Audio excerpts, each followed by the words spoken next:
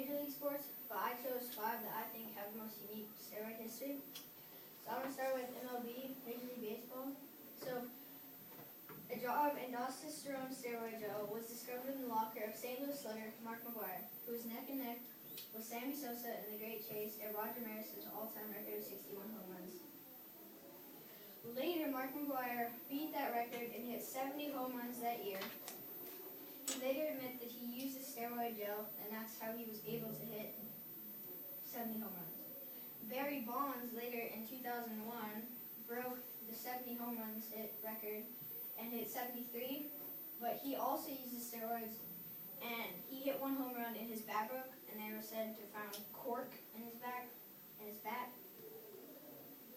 And then the type of testing used for the MLB is a urine test, and then during the beginning of spring training, and then throughout the end of the regular season, but there's no random drug testing.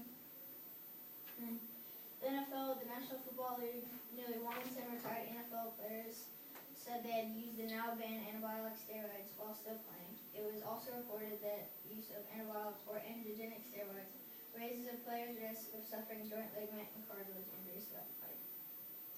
So the NFL started testing in the 1987 season, but they came up with a new testing called HGH testing. And so the new drug testing program includes provisions under which all players will be tested for human growth hormones, HGH, at least once a year and possibly many more times. The league said tests for growth hormone require a blood sample, and the NFL will be the first Major League American sports to carry out blood testing at the Major League level. Legal officials also said that this is the season for the first time drug tests will be conducted on game days. Under the drug policy, there is no limit on how often players can be tested for steroids and HGH during the season. And they can be tested 6 times during the off-season. And the NHL, the National Hockey League, is Brian Berard, a professional hockey player for the Columbus, Ohio Blue Jackets, was the first National Hockey League player to test positive for banned substances. In November 2008, a drug test became part of the testing to be considered for the U.S. Olympic hockey team. On January 19, 2008, U.S. 88 announces that Berard is banned internationally from competition for 2 years after testing positive for 19 injections of norendosterone. And then the NBA, National Basketball League, so the Orlando Magic forward, Rashard Lewis, sat out 10 games in the 2009-2010 series because he tested positive for banned substances. It is believed that the substance was testosterone, possibly due to DHEA in a nutritional supplement. So the testing used for the NBA is all players are subject to random testing for banned substances during the preseason period, and rookies are subject to testing 3 times during the regular season, and all players are subject to testing for reasonable causes at any time. So the MLL, the Major League Lacrosse, it is the newest out of all these 4 other Major League sports. It is the fastest growing sport in the nation right now. It's my favorite sport. And so there is no example of steroid usage in the MLL because they don't have a testing and they don't have a current prevented testing in the MLL. But men's lacrosse in the NCAA leads all other sports in the NCAA in illegal drugs, such as like marijuana, cocaine, narcotics, and steroid supplements. And so, since the NCAA is the MLL's future, if that still becomes a habit for the college players, that's going to carry on to the MLL, and so they will have to have a testing program or just stop the players from using illegal drugs. Okay, and then my product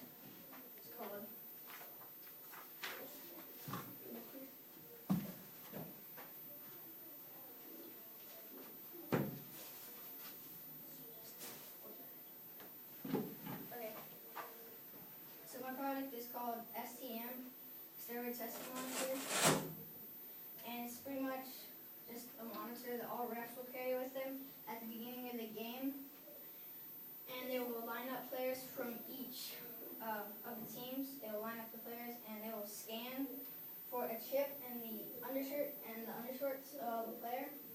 And when this light is green, that means they have it. And when this light is not green, that means they do not have it. And the chip sends a wireless communication into the booth or the lockers. It depends on what sport you're playing. And an anabolic agent will sit there and read if you have increased testosterone. And it figures out that through your sweat. And if you test positive, you will pay a fine, and you and your team will be suspended for games, and you might not be able to get to certain parts in the season, like the playoffs or the Pro Bowl. And then, so these photos right here, this person right here, his blood, this is all the blood clot. The reason why all the blood spots are there is because his blood vessels stopped, because he had so many blood cells racing back and forth that they formed a blood clot, or they just went so fast that they just popped and exacerbated. And then the most likely area where an injury would take place on the front will be your chest muscles, your shoulder muscles, and your bicep muscles. And then on the back, it would be your hamstring muscles. And then my visual.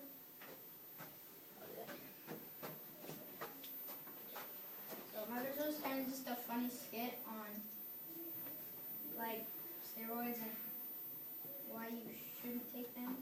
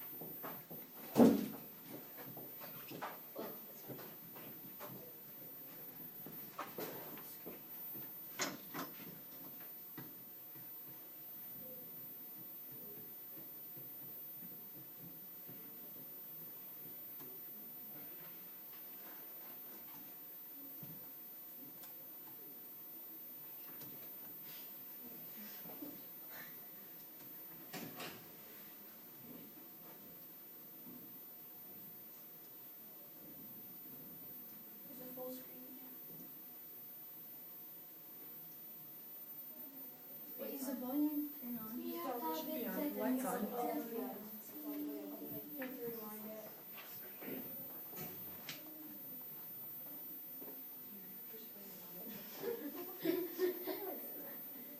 Okay, just wrote that. You have to put it on 1 second. Am I?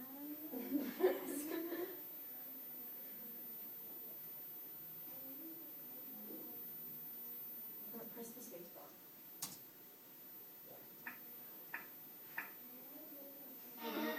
Let me talk to you. Let me talk to you.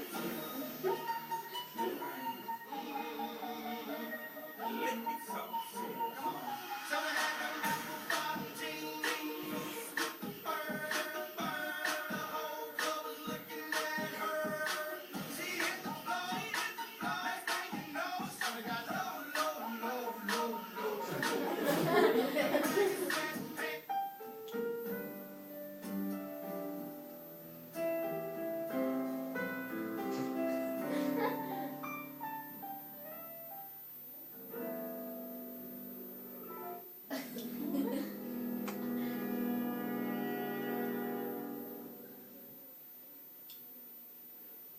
That was the fun.